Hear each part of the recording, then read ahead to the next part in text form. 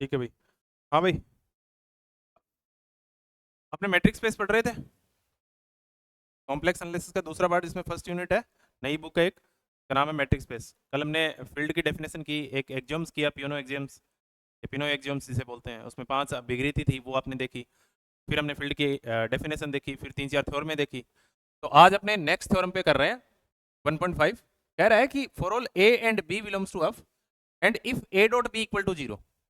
अच्छा, इस जीरो का मतलब क्या है? जीरो का मतलब है यहाँ zero be the identity for addition, और अगर 1 लिखा है तो इसका मतलब क्या है? It is the identity of multiplication. तो दोनों को अलग अलग पढ़ना है। 1 1 नहीं होगा, 0 0 नहीं होगा। जीरो क्या होगा? आइडेंटिटी एलिमेंट होगा एडिशन की, और जीरो क्या होगा? 1 क्या होगा? मल्टीप्लिकेशन की आइडेंटिटी होगी। समझ रहे हो बात को? ये कह रहा है a dot B equal to zero, then आप प्रूव करो either a equal to zero और बी इक्वल टू जीरो, कि अगर ए और बी इक्वल टू जीरो है तो श्योर आप पता करो कि या तो ए जीरो होगा या तो बी जीरो होगा, दोनों में से किसी एक को जीरो होना पड़ेगा अगर आप फील्ड में काम कर रहे हो। ऐसा कभी नहीं होगा। एक तो होता है, देखो हम जब रिंग करेंगे ना, तब आपको एक बार मैं आपको इंटीग्रल डोमेन करवाऊंगा, तो उसमें आएगा zero with divisor and zero without divisor, zero with divisor और जीरो विदाउट डिवाइजर। तो जीरो विदाउट डिवाइजर का मतलब होता है कि ए dot B equal to zero, then a b zero नहीं एंड बी भी जीरो नहीं। और विद डिवाइजर का मतलब होता है a dot B equal to zero, then या तो ए इक्वल टू जीरो या बी इक्वल टू जीरो। ठीक है ना? तो हम जब रिंग थ्योरी करेंगे तो ये पार्ट एक बार आपको दोबारा फेस करना पड़ेगा। एक बार के लिए आप समझ लो इस बात को कि जैसे फील्ड है, फील्ड रिंग होके फील्ड होता है, तो वो बड़ा मैटर ही अलग है। हम मैट्रिक्स स्पेस कर रहे हैं, यहाँ कोई रिंग नहीं पड़ा हमने, तो आप सीधा थ्योरम को याद रखो, ए और बी यदि फील्ड के एलिमेंट है, a dot B equal to zero हुआ, तो आप सिद्ध करो इनमें से या तो ए जीरो है या तो बी जीरो है, दोनों में से किसी एक को जीरो होना पड़ेगा। तो इसमें दो केस बनाता हूं मैं। मान लेते हैं कि ए इक्वल टू जीरो है। अगर ए इक्वल टू जीरो है तो ए डॉट बी इक्वल टू क्या हो जाएगा? जीरो ही होगा, श्योर सी बात है, ये तो अपने आप ही प्रूव हो गया। ठीक है ना? जैसे थ्योरम 1.4 है, ये लिख लो नोट, कहीं आप नोट लगा लो कि वन ए डॉट जीरो जो होता है ना, वो जीरो होता है। प्रूव किया है क्या आपने कल? ये प्रूव किया है, ये बात प्रूव की है। कौन सी थ्योरम है ये? 1.3 है क्या? तो उसमें देख लो, आपने ए डॉट जीरो किया है, तो आप कह रहे हो a dot B equal to zero, और आप कह रहे हो कि ए जीरो है, तो इसका मतलब फिर zero dot zero, zero dot b हो गया ना, फिर वो तो जीरो ही होगा। भैया ए भी तो फील्ड का एलिमेंट है, बी भी तो फील्ड का एलिमेंट है, चाहे ए कहो चाहे बी कहो, या तो एलिमेंट का नाम है, ए और बी फिक्स थोड़ी है कोई। तो अगर ए इक्वल टू जीरो होगा, then theorem is true itself, ये खुद अपने आप में प्रूव हो जाएगी। केस सेकंड, यदि ए जीरो नहीं है और ए बराबर a dot B equal to zero है, तो हमें प्रूव करना होगा कि देखो साहब, आपने कहा है a dot B equal to zero है, तो उनमें से या तो ए जीरो होगा या बी जीरो होगा। मैं डिनाई कर चुका हूं कि ए जीरो नहीं है, इसका मतलब प्रूव करना होगा कि ए dot B equal to zero है, ए जीरो नहीं है, इसका मतलब पक्का बी कौन होगा? जीरो होगा। क्लियर है? अब देखो, दूसरे केस में मैंने मान लिया कि ए जीरो नहीं है, ए जीरो नहीं है, इसका मतलब आपने साथ में ये भी कहा है कि ए किसका एलिमेंट है? फील्ड का एलिमेंट है, और फील्ड का एलिमेंट है तो ये कौन सी प्रॉपर्टी है? फील्ड के एलिमेंट में ये चौथी प्रॉपर्टी है। आपने कहा है कि वो जीरो नहीं है, नॉन जीरो एलिमेंट का मल्टीप्लिकेशन के लिए इनवर्स विद्यमान होगा। अगर ये जीरो होता तो इनवर्स विद्यमान नहीं होता, और ये जीरो नहीं है, जीरो नहीं है, तो इसका मतलब इसका इनवर्स विद्यमान होगा। तो A inverse belongs to F. अब आप मान लो कि ए dot B equal to zero आ रहा है, दोनों साइड ए इनवर्स से मल्टीप्लाई करो, A inverse dot zero is equal to क्या होगा? जीरो हो जाएगा। और यहां कौन सी प्रॉपर्टी लगाई आपने? ये कौन सी प्रॉपर्टी है?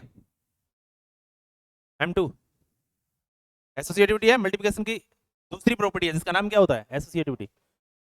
फील्ड में काम कर रहे हो, फील्ड में 11 प्रॉपर्टी होती है, 11 में से ये M2 प्रॉपर्टी है। 5 प्लस के लिए है, जिनको मैंने ए से लिखा था, 5 मल्टीप्लिकेशन के लिए है, जिनको लिए मैंने एम से लिखा है, और एक डॉट और प्लस दोनों के लिए। गुणा का प्लस पे डिस्ट्रीब्यूटिव बंटनता नियम, जिसको मैं D1 D2 लिखता हूँ। एक लेफ्ट डिस्ट्रीब्यूटिव होता है, एक राइट डिस्ट्रीब्यूटिव होता है। क्लियर है? तो ये M2 है। तो अब आप ए इनवर्स ए इनवर्स ए क्या है? ए क्या है? ए एक नॉन जीरो एलिमेंट है, किसका? फील्ड का। तो ए इनवर्स भी आपका ही होगा। कौन सी प्रॉपर्टी है ये? M4 है भाई। ए इनवर्स ए का आंसर कितना आएगा? 1। क्यों? ई नहीं आएगा? ई आएगा या 1 आएगा? बिकॉज आप श्योर कर रहे हो E B the identity element for the any binary operation. किसी भी बाइनरी ऑपरेशन के लिए ई क्या कहलाता है? एक आइडेंटिटी एलिमेंट होता है। और यहाँ बाइनरी ऑपरेशन कौन सा है? डॉट ही लिख रहे हो, देन ई क्यों लिखूंगा? डॉट के लिए या गुणा के लिए, बाइनरी ऑपरेशन में गुणा बाइनरी ऑपरेशन के लिए आइडेंटिटी कौन होता है? 1 होता है। तो ए डॉट इनवर्स आप हमेशा 1 लिखोगे, A minus A is equal to 0 लिखोगे हमेशा। ठीक है ना? 0 with identity element of the plus and 1 with identity element of the multiplication. तो ए डॉट ए इनवर्स क्या हो जाएगा, 1 हो जाएगा। वैसे अगर ग्रुप में काम कर रहा होता तो मैं ई लिखता है यहाँ, पर मैं फील्ड में काम कर रहा हूँ, फील्ड में फिक्स ऑपरेशन होते हैं, बाइनरी ऑपरेशन, प्लस और डॉट, डॉट के लिए आइडेंटिटी 1, प्लस के लिए आइडेंटिटी 0, इसलिए मैंने 1 लिखा है। 1 dot B equal to 0 and 1 dot b is equal to 1 identity element है किसका, फील्ड का। तो अगर आइडेंटिटी एलिमेंट गुणा का 1 है तो उस गुणा वाले एलिमेंट पे 1 का कोई इफेक्ट नहीं पड़ेगा। कौन सी प्रॉपर्टी है,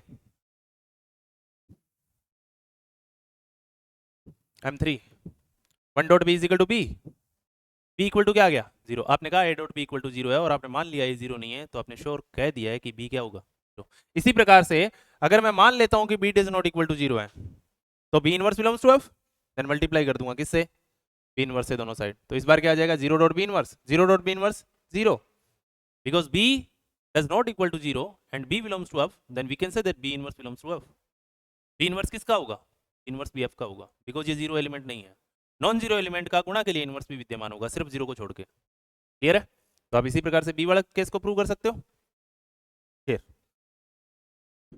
नेक्स्ट लिखो, ये भी अच्छा पार्ट है, 1.16 नेक्स्ट थ्योरम है, लिखो आप, उतार लिया था ना वो पीछे वाला, लिखो। The reciprocal of two product, Hindi में लिख लो, क्षेत्र के दो अशून्य अवयवों के गुणनफल का व्युत्क्रम फील्ड के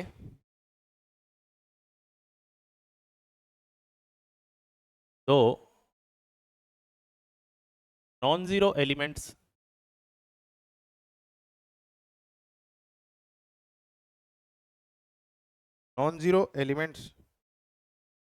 के प्रोडक्ट्स का, नॉन जीरो एलिमेंट्स के प्रोडक्ट्स का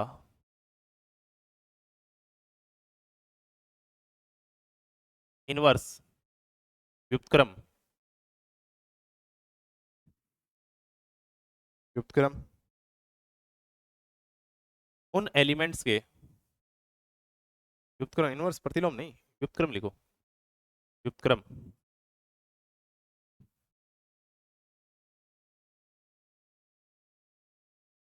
उन एलिमेंट्स के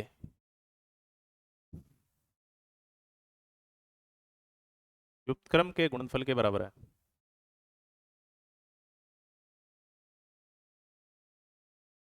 गुणनफल के बराबर है,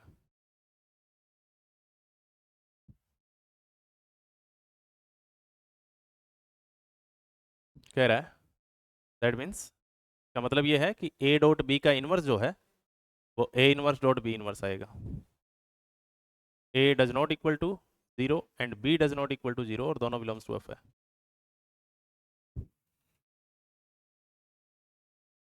देखो, जब मैं ग्रुप थ्योरी कर रहा था ना, तो मैंने एक, और मैंने क्या, किसी ने करवाया आपको रिवर्सल लॉ, उत्क्रमणीय नियम।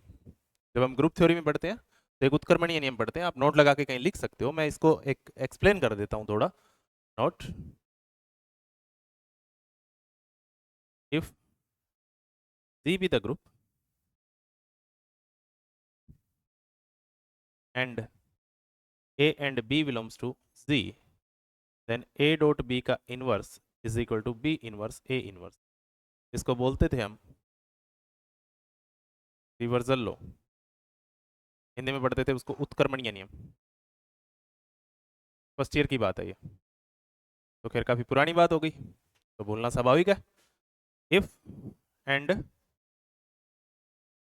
जी be the abelian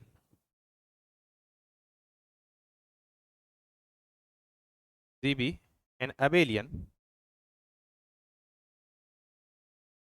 then A dot B inverse, वास्तव में होता बी इनवर्स डॉट ए इनवर्स ही है, पर आप पलटा पलटी कर सकते हो इस बात को। ये फर्स्ट ईयर की बात है, जिसको मैं रिवर्सल लॉ बोलता था, उत्क्रमणीय नियम बोलता था, कि यदि जी ग्रुप है, जी क्या है, जी ग्रुप है, और जी में दो एलिमेंट है ए और बी, अगर मैं ए डॉट बी यानी दोनों का प्रोडक्ट करूं तो जी ग्रुप है, ग्रुप है तो ए डॉट बी भी जी का रहेगा क्लोजर प्रॉपर्टी से, और उस प्रोडक्ट का मैं अगर इन्वर्स कर दूं तो वो बराबर आएगा किसके, बी इनवर्स डॉट ए इनवर्स के बराबर आएगा, ना कि a inverse dot B inverse के बराबर आएगा। हाँ, अगर ये अबेलियन ग्रुप होता तो भाई बी इनवर्स किसका एलिमेंट है, बी बी का इनवर्स है साहब, जी का एलिमेंट होगा। चौथी प्रॉपर्टी है इनवर्स प्रॉपर्टी। ए किसका है, ए जी का है, तो ए इनवर्स भी किसका होगा, ये भी जी का होगा। तो ए डॉट बी किसका होगा, जी का, और बी इनवर्स डॉट ए इनवर्स किसका होगा, ये भी जी का होगा। तो ये कह रहा है ए और बी का जो इनवर्स, ए और डॉट बी का जो इनवर्स करोगे ना, वो बी इनवर्स डॉट ए इनवर्स के बराबर होगा। ठीक है ना। इसका मतलब ये है कि यदि मैं ए बी को बी इनवर्स डॉट ए इनवर्स से मल्टीप्लाई करता तो मुझे आइडेंटिटी मिलता। समझ रहे हो। इसका मतलब यही है कि कोई भी एक एलिमेंट का इनवर्स क्या है, इस बात को समझ रहे हो ना आप। ए बी का इनवर्स, इसका मतलब है ए बी का इनवर्स कौन है, अंदर वाला एलिमेंट कौन है भाई। इसका मतलब क्या होता है, इफ ए एक एलिमेंट है तो इसका इनवर्स क्या होगा, इनवर्स ऑफ ए। क्या लिखोगे आप, ए इनवर्स। तो इसका मतलब ए एलिमेंट था और उसका इनवर्स कौन है, ए इनवर्स है। और ये कौन है अंदर एलिमेंट, ए बी। इसका मतलब ए बी जी का एलिमेंट है और ए बी का इनवर्स कौन है, बी इनवर्स डॉट ए इनवर्स। क्लियर है। इसका मतलब ये है। और अगर जी अबेलियन होता तो फिर बी इनवर्स ए इनवर्स को ए इनवर्स बी इनवर्स लिख सकते हो। अबेलियन का मतलब कॉम्पिटेटिव, कॉम्पिटेटिव का मतलब पांचवी प्रॉपर्टी, पांचवी प्रॉपर्टी का मतलब क्रम विनिमयता, क्रम विनिमयता का मतलब क्रम का कोई मतलब है नहीं। तो चाहे आप ए इनवर्स बी इनवर्स लिखो, चाहे बी इनवर्स इनवर्स, एक ही बात। समझ रहे हो बात को। ये रूल था कहाँ, ग्रुप में। अब देखो सेम रूल आपके फील्ड में है, क्योंकि फील्ड भी तो पांच प्रॉपर्टी वही तो फॉलो कर रहा है। कौन सी, प्लस के लिए अबेलियन ही तो है। और अगर प्लस के लिए अबेलियन है, डॉट के लिए अबेलियन है, फील्ड है वो प्लस के लिए अबेलियन है, डॉट के लिए अबेलियन है, तो डॉट वाली प्रॉपर्टी तो है ए डॉट बी का इनवर्स इजिकल टू क्या आना चाहिए था, बी इनवर्स ए इनवर्स। पर ये तो अबेलियन है, अबेलियन है तो आप क्या लिख सकते हो, ए इनवर्स बी इनवर्स। समझ रहे हो बात को। अब इस बात को समझो, इसका मतलब ये नहीं है कि ए बी के ऊपर -1 लगाओ और आप प्रूव करो कि बी का -1 आएगा और ए का -1 आएगा, नहीं। अगर आप डॉट की बात कर रहे हो, प्रूफ कर लो, चलो पहले इसको लिख लो, ये लिखना चाहो तो लिख लो, कहीं नहीं लिखना चाहो तो कोई बात नहीं, लिखो। Let f be the field and a and b does not equal to 0 belongs to f, then v2 prove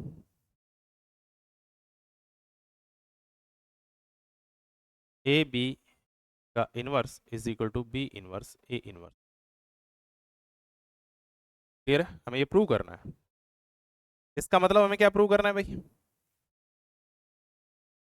भाई आप कह रहे हो कि ए एलिमेंट एफ का है, बी एलिमेंट एफ का है और दोनों नॉन जीरो एलिमेंट है, इसने दिया है। इसका मतलब ए डॉट बी किसका होगा भाई,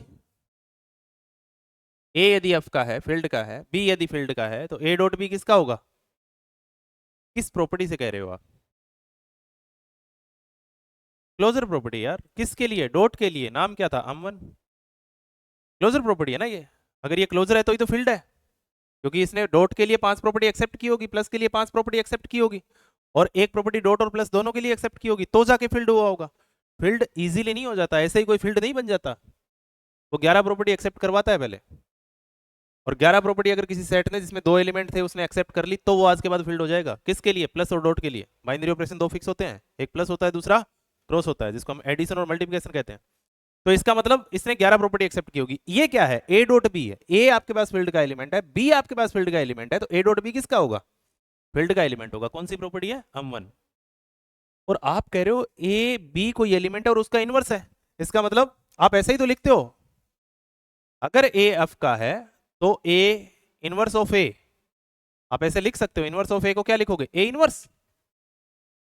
और ए का ए इनवर्स, इनवर्स कब हो सकता है, मैंने इनवर्स प्रॉपर्टी में बताया था कि इनवर्स तभी कहलाता है जब वो एलिमेंट और उसका इनवर्स एक दूसरे के पास आके बैठे हैं और हमेशा वो जो संक्रिया में बैठे हैं उस संक्रिया के बराबर में क्या आ जाए, आइडेंटिटी। जैसे आपने कहा 5 का गुणन प्रतिलोम क्या होता है, तो आपने कहा 1/5। 6 का गुणन प्रतिलोम क्या होता है, तो आपने कहा 1/6। 7 का गुणन प्रतिलोम क्या होता है, 1/7। तो आपने कहा गुणा गुणा होगा तब तब मैं उसको रेसिप्रोकल करके लिखता जाऊंगा। इसका मतलब ये नहीं था कि रेसिप्रोकल कर दो और लिख दो। जब आपने 7 का योज्य 5 का योज्य प्रतिलोम कहा तो आपने कहा -5। 6 का योज्य प्रतिलोम कहा तो -6। 7 का योज्य प्रतिलोम कहा तो -7। क्यों भाई, योज्य का मतलब नेगेटिव कर दो। इसका मतलब ये नहीं होता है। प्रतिलोम तभी होता है जब आप जो भी संक्रिया का नाम लेते हो उस संक्रिया के सामने जब दोनों एलिमेंट, ये एलिमेंट इसका इनवर्स है और ये एलिमेंट इसका इनवर्स है, जब वो संक्रिया में आते हैं तो इस संक्रिया की सामने आइडेंटिटी आनी चाहिए। अगर मैं ये लिख देता हूं ना a + b = 0, तो मैं श्योर हूं कि a का इनवर्स b है यहाँ और b का इनवर्स a है, क्योंकि प्लस की आइडेंटिटी क्या होती है, 0। तो इसका मतलब आप क्या कह रहे हो, गुणा की आइडेंटिटी आएगी हर बार, और गुणा की आइडेंटिटी आएगी तो ये इसका इनवर्स, ये इसका इनवर्स, ये इसका इनवर्स, ये इसका इनवर्स, ये इसका इनवर्स और ये इसका इनवर्स, समझ रहे हो? सेम काम यही है, यहाँ प्लस की आइडेंटिटी जीरो होती है तो आप प्लस लगा के फिर माइनस करोगे तो आंसर जीरो आना चाहिए, प्लस लगा के फिर माइनस करोगे तो आंसर जीरो आना चाहिए, प्लस लगा के माइनस करो तो आंसर जीरो आना चाहिए। यही तो होता है मेन मतलब। इसका मतलब इनवर्स को आप यूं नहीं पढ़ोगे कि गुणा आ गया तो 1/7 लिख देंगे, 7 पूछा है तो, योज्य पूछा है तो -7 लिख देंगे। इसका मतलब क्या होता है, इनवर्स का मतलब होता है कि एक एलिमेंट दुनिया के कौन से एलिमेंट के साथ उस संक्रिया में आके बैठे कि उस संक्रिया के बराबर में क्या आ जाए, आइडेंटिटी आ जाए, समझ रहे हो? तो ए अगर बी के साथ संक्रिया में बैठा है, डेफिनेशन ये होती है इनवर्स की, A star B is equal to क्या आ जाना चाहिए, ई स्टार की आइडेंटिटी कौन, ई। अगर बराबर वाले साइन के बाद अगर आइडेंटिटी आ जाती है उस ऑपरेशन की तो हम कहते हैं दोनों एलिमेंट एक दूसरे के क्या है, इनवर्स। क्लियर है? अब थोड़ा ध्यान से देखो कि आपको प्रूव क्या करना है। मुझे प्रूव करना है एक एलिमेंट है ए बी, उसका इनवर्स कौन आना चाहिए, बी इनवर्स है इनवर्स। उसका इनवर्स कौन आना चाहिए, बी इनवर्स है इनवर्स। समझ रहे हो बात को? वैसे मैं देखूं तो क्या मैं ये बात कह सकता हूं, क्या मैं कह सकता हूं ये बात, let inverse of a b is equal to, ऐसे ही लिखूंगा मैं जैसे आपने कहा कि ए का इनवर्स क्या लिखोगे आप, ए का इनवर्स लिखोगे, तो ए बी का इनवर्स कौन हो जाएगा, ए बी का इनवर्स, ऐसे ही तो लिखते हैं। अब मतलब ए बी अगर एलिमेंट है तो उसका इनवर्स ये होगा, और मुझे प्रूव करना है कि ये इसके बराबर होगा। इसका मतलब आप कह रहे हो कि जब ये एलिमेंट इसके साथ मल्टीप्लाई करेगा तो आंसर 1 देगा। आइडेंटिटी क्रॉस की क्या होती है, 1 होती है। अरे आइडेंटिटी क्रॉस की क्या होती है, इसका मतलब अगर ए बी ने, ये एफ का एलिमेंट है, फील्ड में काम कर रहा हूं मैं किस में काम कर रहा हूं, लिखा है मैंने ऊपर, ऊपर लिखा है मैंने कि मैं जो भी काम कर रहा हूं वो फील्ड में कर रहा हूं। फील्ड के 2 एलिमेंट है, नॉन जीरो एलिमेंट है, क्लियर है? फील्ड में काम कर रहा हूं, श्योर हो आप कि ठीक है साहब? तो ए dot b, a non zero element है, बी नॉन जीरो एलिमेंट है। एक थ्योरम में मैंने पढ़ा था कि अगर ए भी जीरो नहीं है, बी भी जीरो नहीं है, तो फील्ड में ऐसा कभी नहीं होगा कि ए dot B equal to zero हो जाएगा। इसका मतलब ये एलिमेंट जो फील्ड का है वो भी नॉन जीरो है, ए डॉट बी क्या है, नॉन जीरो है। नॉन जीरो एलिमेंट का इनवर्स तो विद्यमान होगा। इसका मतलब ए डॉट बी फील्ड के पास है तो ए डॉट बी का इनवर्स भी आपके पास होगा, तो ए डॉट बी का इनवर्स भी क्या होगा, और वो आंसर क्या देगा। भाई आप कह रहे हो कि ए जीरो नहीं है, आप कह रहे हो बी जीरो नहीं है, तो क्या फील्ड में A dot B equal to zero हो जाएगा कभी, कभी नहीं होगा। तो इसका मतलब ए डॉट बी फील्ड का एलिमेंट है, और उसका इनवर्स कैसे लिखते हैं हम, inverse of A is equal to A का इनवर्स, या एक एलिमेंट कौन हो जाएगा, ए बी, और ए बी का इनवर्स क्या हो जाएगा, एक डॉट बी का इनवर्स। तो ए बी जब अपने इनवर्स से मल्टीप्लाई करेगा, क्या करेगा, मल्टीप्लाई करेगा, तो आंसर क्या आना चाहिए, मल्टीप्लाई की आइडेंटिटी, और मल्टीप्लाई की आइडेंटिटी क्या है, 1। इसका मतलब ए dot b a b inverse is equal to क्या आ गया, 1। अब आपको प्रूव करना है कि ये वाला मामला इसके बराबर होना चाहिए। इसका मतलब ये जो एलिमेंट है आप कह रहे हो इसका इनवर्स ये है, और अगर मैं ये प्रूव कर दूं कि इस एलिमेंट का इनवर्स ये भी है, इस एलिमेंट का इनवर्स ये भी है, तो यार 5 का गुणन प्रतिलोम कितने होते हैं, एक ही तो होता है, 1/5। क्या कभी ऐसा होगा कि 5 का गुणन प्रतिलोम कोई और भी हो जाएगा 1/5 के अलावा, हो सकता है क्या, कभी नहीं हो सकता। 5 का गुणन प्रतिलोम जब जब आएगा तब तब 1/5 ही आएगा, क्योंकि 5 सिर्फ 1/5 से मल्टीप्लाई करने के बाद में 1 दे सकता है, इसके अलावा किसी में इतनी ताकत नहीं है कि वो इससे मल्टीप्लाई करे और आंसर आइडेंटिटी दे दे। इसका मतलब मुझे प्रूव करना है कि ए बी, आपने कहा है ए बी का इनवर्स, यानी आप कहने की कोशिश कर रहे हो कि एक एलिमेंट का जो इनवर्स होता है वो यूनिक होता है। अगर 4 का इनवर्स गुणा के लिए देख रहे हो तो सिर्फ एक ही आएगा, वो 1/4 है। अगर 5 का इनवर्स देख रहे हो गुणन प्रतिलोम तो 1/5 ही आएगा, इसके अलावा कोई नहीं आएगा। तो हम कह सकते हैं कि जो भी एलिमेंट उठाओगे उसका यूनिक इनवर्स आएगा। क्या 1/6 6 के अलावा और किसी का इनवर्स हो सकता है गुणा में, क्या 1/6 किसी और का गुणन प्रतिलोम हो सकता है, किसी का नहीं हो सकता, सिर्फ 6 का हो सकता है। 6 के अलावा इसी में ताकत नहीं है कि जो 6 1/6 से मल्टीप्लाई करे और आंसर, समझ रहे हो बात को? इसका मतलब इनवर्स हमेशा यूनिक होते हैं। नाउ इक्वेशन नंबर 1 डालो इसको, और अब कहो कि ए बी मल्टीप्लाई करना चाहता है किससे, बी इनवर्स ए इनवर्स से। अब अगर इसने भी मल्टीप्लाई करके 1 दे दिया तो आप कह रहे हो यार एक एलिमेंट है मेरे पास ए बी, उसने एक एलिमेंट से मल्टीप्लाई किया किससे, ए डॉट बी के इनवर्स से, और आंसर क्या आ गया, डॉट की आइडेंटिटी 1। इसका मतलब इस एलिमेंट का इनवर्स कौन है, ये। और अगर इसने इससे भी मल्टीप्लाई करके आंसर 1 दे दिया तो इसका मतलब इसका इनवर्स ये है, और इसका इनवर्स कौन है, ये है। क्या ए बी ए की तो एलिमेंट है, क्या एक एलिमेंट के दो इनवर्स हो सकते हैं? नहीं हो सकते। इसका मतलब ये भी ठीक है, ये भी ठीक है। आपकी डेफिनेशन यही है कि जब गुणा करे किसी एक एलिमेंट, जब किसी एलिमेंट से गुणा करे तो गुणा करने के बाद में आइडेंटिटी यानी बना जाना चाहिए। तो ये एलिमेंट इस एलिमेंट का इनवर्स होगा। आप कह रहे हो इस एलिमेंट से भी मल्टीप्लाई कर रहे हैं, मैं कह रहा हूं कि 1/5 5 से भी मल्टीप्लाई करके वन दे रहा है, और 1/5 1/1/5 से भी मल्टीप्लाई करके वन दे रहा है। तो संख्या तो वास्तव में दो हो गई ना, पर 1/1/5 वास्तव में क्या है? 5 ही तो है। ठीक है, हम आगे रीजन लिख देंगे। अब लिखो भैया ए, क्या मैं ऐसा लिख सकता हूं? क्या मैं ऐसा लिख सकता हूं? कौन सी प्रॉपर्टी है? M2 ए पड़ा है अपनी जगह, ये कौन सी प्रॉपर्टी हो जाएगी? M3 या M4? ये कौन सी प्रॉपर्टी हुई? M3। ये कौन सी प्रॉपर्टी हुई? M4। एसोसिएटिविटी, इनवर्स, आइडेंटिटी और इनवर्स दोबारा। समझ रहे बात? इसका मतलब एलएचएस में कौन था? ए बी ने किससे मल्टीप्लाई किया? ए बी ने एक एलिमेंट मल्टीप्लाई किया, एफ का ही एलिमेंट है वो। क्यों, कैसे पता आपको? क्योंकि देखो साहब, ए जीरो नहीं है, बी भी जीरो नहीं है, तो बी इनवर्स भी जीरो नहीं होगा और ए इनवर्स भी जीरो नहीं होगा। नॉन जीरो एलिमेंट का मल्टीप्लिकेशन के लिए इनवर्स मौजूद होगा। ए यदि बी एफ का है, बी यदि एफ का है और वो नॉन जीरो है, तो बी इनवर्स बी एफ का है और ए इनवर्स बी एफ का है। बी इनवर्स ए इनवर्स मल्टीप्लाई करेंगे तो बी एफ के हैं। कौन सी प्रॉपर्टी? M1 property. इसका मतलब एफ का एक एलिमेंट एफ के किसी दूसरे एलिमेंट से मल्टीप्लाई कर रहा है और आंसर वन दे रहा है। मल्टीप्लाई कर रहा है और आंसर वन दे रहा है, इसका मतलब मल्टीप्लाई करने के बाद में इज इक्वल टू क्या आ रहा है? मल्टीप्लाई की आइडेंटिटी आ रही है सामने। इसका मतलब जब जब इज इक्वल टू आइडेंटिटी आएगी तो वो दोनों एलिमेंट 100% एक दूसरे के इनवर्स ही होंगे। वो दोनों एलिमेंट 100% क्या होंगे? एक दूसरे के इनवर्स होंगे। इक्वेशन नंबर 2, आपने कहा कि ए बी एक एलिमेंट था फील्ड का, उसने एक एलिमेंट से मल्टीप्लाई किया, किससे? ए बी के इनवर्स से। ए बी के ऊपर क्या लिखा है? इनवर्स। उसने आंसर वन दिया, तो मैं मान लेता हूं कि ए बी का इनवर्स कौन है? ए बी की पावर -1 है। फिर आपने कहा देखो साहब, यहाँ वही एलिमेंट ए बी है, उसने किसी दूसरे एलिमेंट से मल्टीप्लाई किया, किससे? बी इनवर्स ए इनवर्स से। और फिर उसने मल्टीप्लाई करके जो भी प्रॉपर्टी आप लगाना चाहते हो सही सही प्रॉपर्टी अप्लाई किया और आंसर क्या आ गया? बना गया, यानी मल्टीप्लाई की आइडेंटिटी आ गई। तो इसका मतलब ये एलिमेंट इसका इनवर्स है। आप कह रहे हो ये एलिमेंट इसका इनवर्स है, आप कह रहे हो ये एलिमेंट इसका इनवर्स है। दिखने में दोनों अलग अलग दिख रहे हैं, दिखने में दोनों अलग अलग दिख रहे हैं। इसका मतलब है तो दोनों एक ही, क्योंकि आप यहाँ लगा दो भाई इक्वेशन फर्स्ट में सेकंड,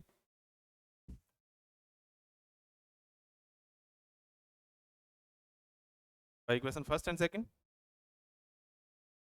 कि प्रतिलोम सदैव अद्वितीय होते हैं।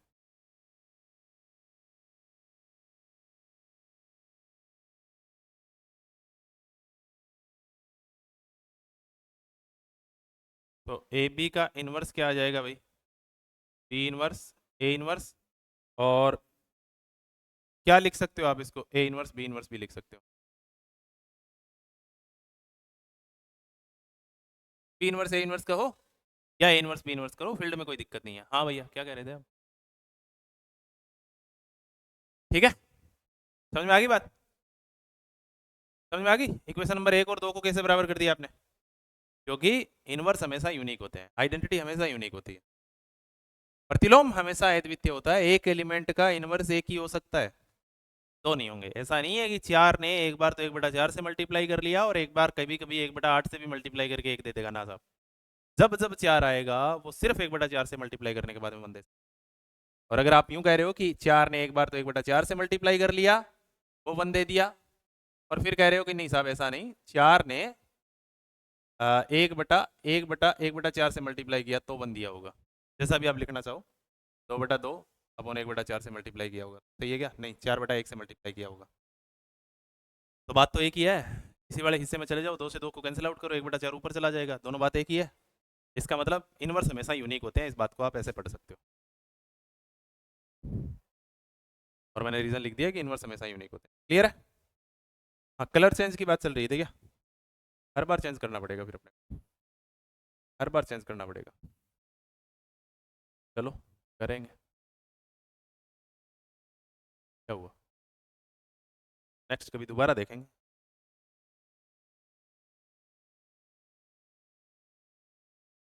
ठीक है, आगे देखो बेटा 1.17 देखो,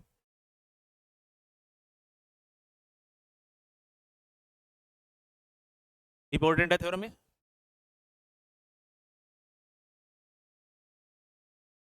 वन पॉइंट वन सेवन नहीं, 1.7 है सिर्फ।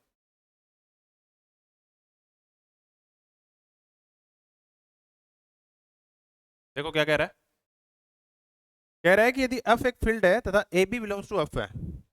एफ क्या है, एफ एक फील्ड है तथा A and B belongs to F है, A and B belongs to F है, तो समीकरण, एक समीकरण दे रखी है, समीकरण ए प्लस एक्स बराबर बी, ए प्लस एक्स बराबर बी का अफ में अद्वितीय हल, अफ में अद्वितीय यानी यूनिक, अद्वितीय का मतलब है यूनिक, अद्वितीय हल एक्स बराबर माइनस ए प्लस बी विद्यमान होता है।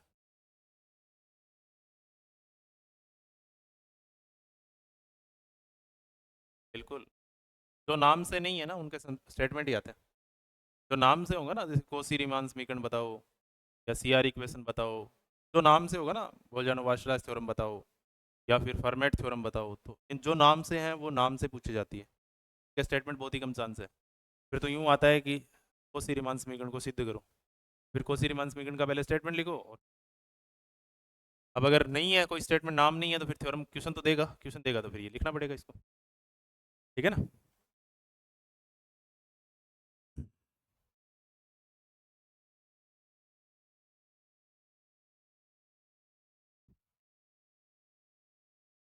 देखो भाई, ये कह रहा है एक फील्ड है अब, और उस फील्ड में दो एलिमेंट है, मान लो रैंडमली कोई भी दो एलिमेंट है, उनके एलिमेंट के नाम है ए और बी, ए और बी फिक्स नहीं, कोई भी हो सकते हैं। तो फिर एक समीकरण है मेरे पास ए प्लस एक्स बराबर बी, तो ये कह रहा है ए प्लस एक्स बराबर बी एक समीकरण है, जैसे x plus three is equal to 9, तो इसका क्या हल है, क्या हल है, एक्स इज इक्वल टू कितना आएगा, यानी एक्स का मान ही तो हल होता है, एक्स का मान ही क्या है, अगर मैं कह दूं सिद्ध करो एक्स बराबर 6 एक हल है और ये यूनिक है, यूनिक का मतलब अद्वितीय है, कि एक्स का मान 6 ही आएगा, 6 के अलावा और कुछ नहीं आएगा, ऐसा नहीं है कि 7 भी आ जाएगा, 7 रखोगे तो भी 9 आ जाएगा। इसका मतलब ये है, पूरे इक्वेशन का, पूरे स्टेटमेंट का मतलब यही है कि एफ एक फील्ड है, a B belongs to F है, तो एक समीकरण है ए प्लस एक्स बराबर बी, तो एफ में अद्वितीय हल होगा एक्स बराबर माइनस ए प्लस बी। क्लियर है कि एक्स का मान आएगा माइनस ए प्लस बी और ये यूनिक आएगा, तो पहले तो आप सिद्ध करो कि ये हल आएगा, इसका हल का मतलब एक्स का मान यही आएगा, और फिर आप प्रूव करो कि ये यूनिक आएगा। ऐसा नहीं है कि एक्स की जगह आप और कुछ रख दोगे, यहाँ एक्स के मान की जगह कोई और कुछ रख दोगे तो आपके पास ये भी मान आ जाएगा, बी आ जाएगा, ऐसा नहीं होगा कभी, समझ रहे हो बात को। जैसे मैं कह रहा हूं कि ए जोड़ो एक्स में तो बी आना चाहिए, ए जोड़ो किसमें, एक्स में, तो ये एक्स है वो फील्ड का एलिमेंट आएगा, पक्की बात है। क्यों भाई, ऐसा क्यों, क्योंकि देखो एक्स का मान क्या आ रहा है, माइनस ए प्लस बी, ए किसका एलिमेंट है, फील्ड का एलिमेंट है, तो ए इनवर्स किसका होगा, अधूरा ज्ञान है, ए इनवर्स का मतलब कौन सा इनवर्स, इनवर्स दो होते हैं यहाँ, अगर आप ए की पावर -1 वाले इनवर्स की बात कर रहे हो, गुणा का प्रतिलोम, तो गलत हो आप, क्योंकि आपको किसने बताया ए जीरो नहीं है, अगर ए जीरो हुआ तो, ए जीरो हुआ तो उसका प्रतिलोम विद्यमान, जीरो हुआ तो उसका चेक ही नहीं करना है, बी भी तो हो सकता है जीरो, इसका मतलब मैं इनवर्स, कौन से इनवर्स की बात कर रहा हूं, आप श्योर हो कि ए अगर एफ का है तो ए का इनवर्स भी एफ का ही होगा, इसका मतलब भले ये जीरो हो, फिर मैं एडिशन वाले की बात कर रहा हूं, सिंस, पहले हम ये चेक कर लेते हैं, देखो इस लेट, माना अब एक फील्ड है, और जब तक कोई ज्ञान आपको दे नहीं तब तक आप अपने हिसाब से मत मान लेना कोई बात कि ये भी जीरो नहीं है साहब, then a belongs to F and B belongs to F, a belongs to F, हम कह सकते हैं माइनस ए भी किसका होगा, माइनस ए भी किसका होगा भाई, एफ का होगा, then A plus minus A is equal to minus A plus A बराबर क्या आएगा? श्योर सी बात है, भी ए का इनवर्स कौन है? ए का इनवर्स मतलब कौन सी प्रॉपर्टी? ये A4 है भाई, और ये A3 है। नहीं, A4 है, हाँ ठीक है, ठीक लगा दो, A4 ये दोनों, समझ रहे हो कि A यदि F का है तो योज्य प्रतिलोम होगा। योज्य प्रतिलोम मतलब भले जीरो हो, जीरो में सब एलिमेंट का प्लस वाले में सभी एलिमेंटों का इनवर्स देखा जाता है, गुणा में नहीं देखा जाता है। क्लियर है? अब a प्लस एक्स बराबर क्या है? b है, तो आपको x का मान बताना है पहले तो। a नाउ दिया गया है, a प्लस एक्स बराबर क्या है? b। ये समीकरण है, तो यहां से x का मान बताना है, x का मान कितना आएगा? तो x का मान कितना आना चाहिए इसके हिसाब से? ये कह रहा है कि सीधे करो कि माइनस ए प्लस बी आएगा। सीधी सी बात है, दोनों तरफ क्या ऐड कर दूं? उस साइड से एक गायब करना है। ए गायब कैसे हो सकता है? माइनस ए ऐड कर दो, तो minus A plus x is equal to minus A plus b. कौन सी प्रॉपर्टी यूज कर लो? कौन सी प्रॉपर्टी? कौन सी? A2 एडिशन की एसोसिएटिविटी प्रॉपर्टी, माइनस ए प्लस ए, एक्स का मान कितना आ गया? ये कौन सी प्रॉपर्टी है? ये तीसरी है, और यहाँ A4 है, ये A3 से आया ये रिजल्ट, तो रिजल्ट आते हैं वो लिखते हैं माइनस ए प्लस। हो गया? एक्स का मान कितना है? आपने कहा था कि एक्स का मान यानी एक्स का जो भी हल आना चाहिए वो ये आना चाहिए। समीकरण का हल क्या है? माइनस ए प्लस बी। अब ये कह रहा है ये यूनिक आना चाहिए। क्या आना चाहिए? यूनिक आना चाहिए, जो कि अभी स्टल है, जो अभी स्टल है।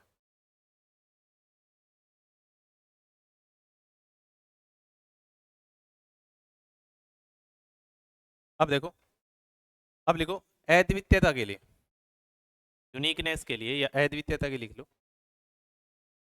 अद्वितीयता।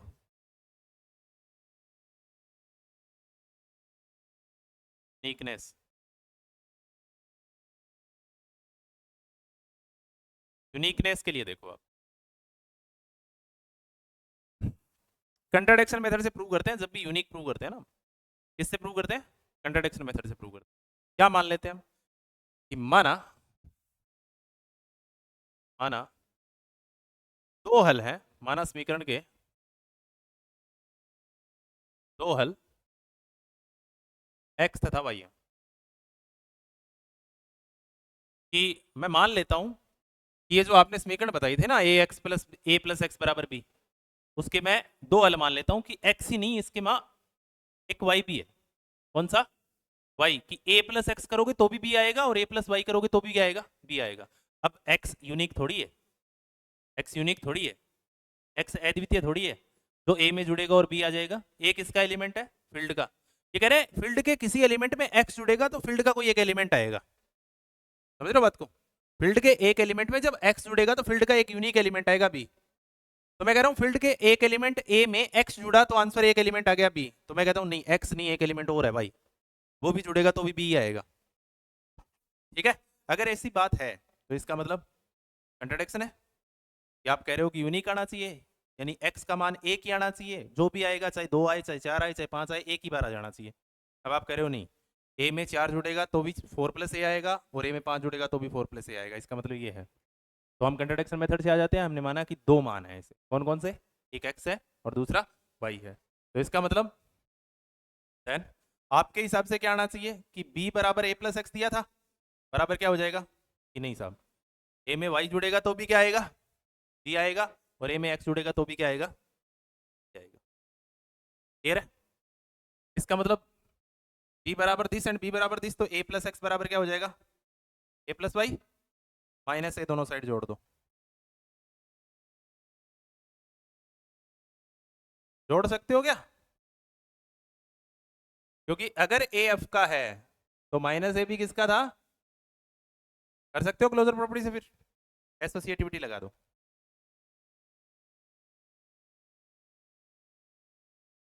आप रीजन लिख देना बेटा। और यहाँ फिर इन्वर्स प्रॉपर्टी लगा दो और फिर आइडेंटिटी प्रॉपर्टी लगा। आपने कहा देखो साहब दो है मान, एक x है दूसरा y है, और मैंने प्रूव कर दिया कि नहीं दोनों बराबर है। कोई उसको 4 कह रहा है, कोई उसको 2 गुणा 2 कह रहा है, दोनों बात एक ही है। क्लियर है? तो ये यूनिक भी हो गया। लिख लेना, कहता है हल अद्वितीय है, और अद्वितीय हल क्या है? कहता है हल, हल अद्वितीय है,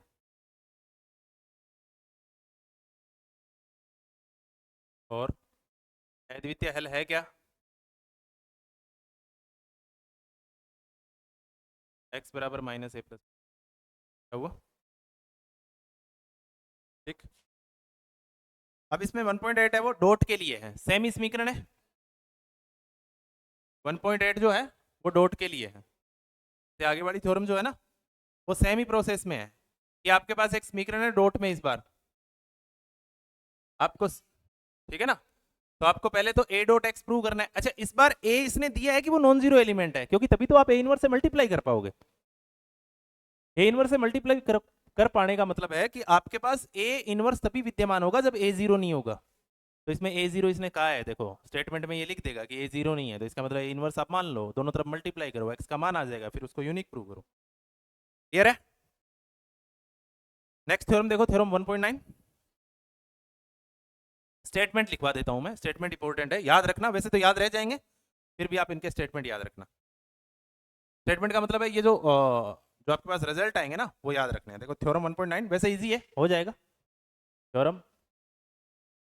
इसमें देखो क्या क्या कह रहा है कि अच्छा इसका मतलब क्या है, ये बात समझ लेना, कर तो लोगे आप मुझे पता है, इसका मतलब समझो आप, जो आप समझ रहे हो वो कतई नहीं है, जो आप समझ रहे हो वो बिल्कुल ही नहीं है।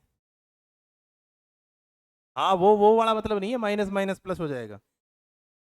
जो आप, मुझे पता है आप क्या सोच सकते हो, क्योंकि सास भी तो कभी बहू थी। ये एब्स्ट्रैक्ट है, जो कह रहा है, जो लिख रहा है वो कह नहीं रहा है, जो लिख रहा है वो कह नहीं रहा है, और जो कह रहा है वो लिख नहीं रहा है। देखो क्या है, 4 पार्ट है। पहले पार्ट का मतलब क्या है, ध्यान से देखो, उसने ऊपर कुछ लिखा है, वो लिखा है a B belongs to F, field में काम कर रहा हूं, a B belongs to F है। अच्छा इसकी लैंग्वेज को पकड़ लो बस। ये क्या कह रहा है कि ए और बी रैंडमली आपके पास फील्ड के कोई दो एलिमेंट है, एफ लिखा है, इसका मतलब फील्ड है, इसका मतलब नाम से फील्ड नहीं हुआ है, एक नॉन वर्ड सेट ने जिसमें दो एलिमेंट थे, कम से कम 11 प्रॉपर्टी एक्सेप्ट की है, 5 प्लस के लिए, 5 डॉट के लिए, और 5 एक दोनों के लिए, तब जाके ये फील्ड हुआ है, ऐसे ही कोई फील्ड नहीं हो जाता है। तो ठीक बात है, हम मान लेते हैं। इसका मतलब अगर ए एफ का है और बी एफ का है, तो ए प्लस बी किसका होगा, और क्लोजर होगी ए डॉट बी किसका होगा। अगर इसमें दो ही एलिमेंट है तो इनमें से कोई एक जीरो होगा, इसका मतलब। क्यों भाई? क्योंकि आइडेंटिटी तो होगी ना कम से कम एडिशन की, और एडिशन की आइडेंटिटी क्या होती है? तो इसका मतलब आप कह रहे हो दो ही एलिमेंट है, और दो एलिमेंट है, तो अगर आइडेंटिटी नहीं होगा तो फील्ड कैसे होगा ये? इसका मतलब या तो ए जीरो होगा, या तो अगर इसमें दो ही एलिमेंट है, इसके अलावा भी कोई एलिमेंट है तो हो सकता है उसमें से कोई और जीरो आ जाए। मैं सिर्फ दो एलिमेंट की बात कर रहा हूँ, अगर दो ही है तो। इसने फॉर ऑल नहीं लगाया, सिर्फ ए बी एफ के बारे में बात की है। क्लियर है? ए इनवर्स किसका होगा?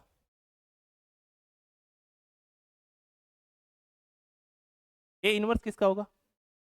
अब ए इनवर्स ए फोर की बात कर रहे हो या एम फोर की बात कर रहे हो, ये बताओ।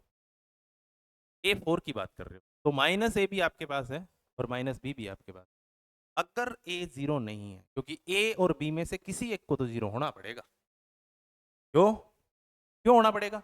क्योंकि एडिशन की आइडेंटिटी तो फील्ड के पास ही होगी, अगर नहीं होगी तो फील्ड कैसे हो जाएगा, और आप कह रहे हो ये फील्ड है। और ए और बी में से किसी एक को वन भी होना पड़ेगा, अगर ए जीरो है तो बी वन होगा, और अगर ए वन है तो बी जीरो होगा, क्योंकि दोनों में से कोई ना कोई एक एलिमेंट, अगर दो ही एलिमेंट है तो की बात कर रहा हूं मैं। ठीक है ना? क्योंकि आइडेंटिटी क्या होती है क्रॉस की, वन, जो फील्ड के पास होनी चाहिए। अब आपके पास बोर्ड में दो ही एलिमेंट लिखे हैं, ए और बी, समझ रहे हो बात को? तो इसका मतलब आप जितने भी डाटा हैं फील्ड के वो सारे अपने एक फोल्डर में रखो दिमाग में, जो भी कुछ भी आवश्यकता पड़े उसको उड़ेल दो। उसको यूज़ करो, बार बार उसको ट्राई करके देखो, चुंबक की तरह चिपकेगा, उसको चिपका दो, 11 में से कोई एक चिपक सकता है। तो पहली बात क्या कह रहा है, इसका मतलब ये नहीं है कि जब माइनस ए माइनस से मल्टीप्लाई करेगा, न्यूमेरिकल में हम जानते हैं माइनस 5 इंटू माइनस जब मल्टीप्लाई करेगा तो 5 ही होता है। इसका मतलब ये नहीं है, इसका मतलब है कि ए फील्ड का कोई एलिमेंट है और ए यदि फील्ड का है तो वो 0 भी हो सकता है और 1 भी हो सकता है, मुझे कोई मतलब नहीं है। जब ए का मैं इनवर्स देखूंगा प्लस के लिए तो मैं क्या लिख दूंगा, ए का इनवर्स कौन हो जाएगा प्लस के लिए, इनवर्स ऑफ ए प्लस के लिए क्या होगा माइनस ए। अब ये माइनस ए किसका एलिमेंट होगा, ये फील्ड का होगा, तभी तो फील्ड है। और जब मैं इस माइनस ए को एलिमेंट मानूंगा, आपने कहा ए यदि फील्ड का है तो एडिशन के लिए इसका इनवर्स माइनस ए होगा, ये भी तो फील्ड का ही है। तो अब माइनस ए को एलिमेंट मानो, किसका, फील्ड का, और इस माइनस ए का दोबारा इनवर्स चेक करो, वो कौन आएगा, वापस वही एलिमेंट आएगा। इसका मतलब ये है, इसका मतलब ये नहीं है कि minus into minus A is equal to A आएगा, इसका मतलब ये है कि अगर ए आपके पास एलिमेंट है तो ए का एडिशन के लिए इनवर्स भले ये जीरो हो, एडिशन में सब एलिमेंटों का इनवर्स होता है, जीरो का इनवर्स जीरो ही होता है। तो अगर ये ए एलिमेंट है तो ए का प्लस के लिए इनवर्स कौन होगा, माइनस ए। ये फील्ड का है तो इसका इनवर्स भी किसका होगा, फील्ड का। तो अब इसको छोड़ दो, इसको आओ, ये एलिमेंट है फील्ड का और फील्ड का एलिमेंट कौन है, माइनस ए। अगर ये एलिमेंट है तो इसका इनवर्स देखो एडिशन के लिए वापस ही आ जाएगा। ठीक है, कर लोगे ये बात, याद रखनी है, पूछेगा कोई नहीं। आप क्लियर है, तो आपको इस बात कैसे याद रखना है कि एलिमेंट के इनवर्स का इनवर्स वापस क्या होता है। इस बात को मैं चौथे वाले पार्ट से भी समझा देता हूं। मैंने लिखा है ए जीरो नहीं होना चाहिए, मैंने लिखा है यहाँ ए जीरो नहीं होना चाहिए, क्योंकि अगर ए जीरो हो गया तो ए इनवर्स विद्यमान ही नहीं होगा। स्टेटमेंट में मैंने लिख दिया ए फील्ड का एलिमेंट है और ए जीरो नहीं है, ए जीरो नहीं है, इसका मतलब ए इनवर्स विद्यमान होगा और ए इनवर्स किसका होगा, फील्ड का होगा। अगर 5 आपके पास है तो 5 का गुणन प्रतिलोम क्या होगा, 1/5 का गुणन प्रतिलोम वापस क्या होगा, ए का inverse, A inverse, A inverse का वापस इनवर्स, वापस है, दोनों एक ही बात है, बातें याद रखना। और ये क्या है, ये वही बात है कि ए अगर एलिमेंट है तो एडिशन के लिए इसका इनवर्स कौन होगा, माइनस ए। माइनस ए अगर बी से मल्टीप्लाई करे तो आपको आंसर में क्या आएगा, माइनस ए बी। यानी इसका मतलब है inverse of A is equal to क्या होगा, माइनस ए। और सॉरी, ये एलिमेंट किसका होगा, तो मैंने कहा फील्ड का, तो बी किसका है, तो फील्ड का। तो इसने कहा अगर ये दोनों एलिमेंट मल्टीप्लाई करें तो इससे अच्छा है आप ए बी को मल्टीप्लाई करके और उसका इनवर्स निकाल लो, वो कौन आएगा। कि चाहे तो आप एक काम करो, ए एलिमेंट आपको दिख रहा है और ए एलिमेंट का इनवर्स निकाल लो। अब ए एलिमेंट के इनवर्स को बी से मल्टीप्लाई कर दो, एक रिजल्ट आएगा आपके पास। और या फिर एक काम करो कि आप ए बी को मल्टीप्लाई कर लो सीधे ही और फिर इस ए बी एलिमेंट का इनवर्स निकाल लो, दोनों बराबर है। समझे बात को, ए एलिमेंट है, ठीक है, चाहे तो आप ए एलिमेंट का इनवर्स निकालो एडिशन के लिए पहले, तो माइनस ए, और माइनस ए फील्ड के एलिमेंट से मल्टीप्लाई करेगा, जो आंसर आएगा वो अपने पास रख लो। या फिर आप पहले इनवर्स नहीं निकालना चाहते तो एक काम करो, आप ए और बी दो एलिमेंट है फील्ड के, दोनों को मल्टीप्लाई कर दो, दोनों का मल्टीप्लाई करके एडिशन के लिए इसका इनवर्स निकाल लो, माइनस ए बी बराबर आएगा, सही सही सही सही। क्लियर है, समझ गए बात को।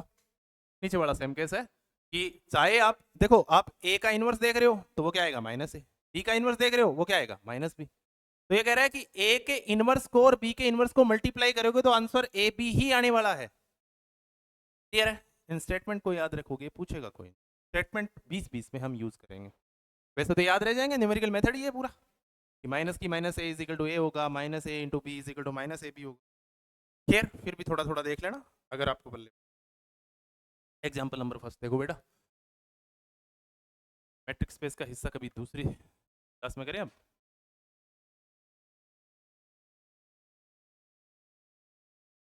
है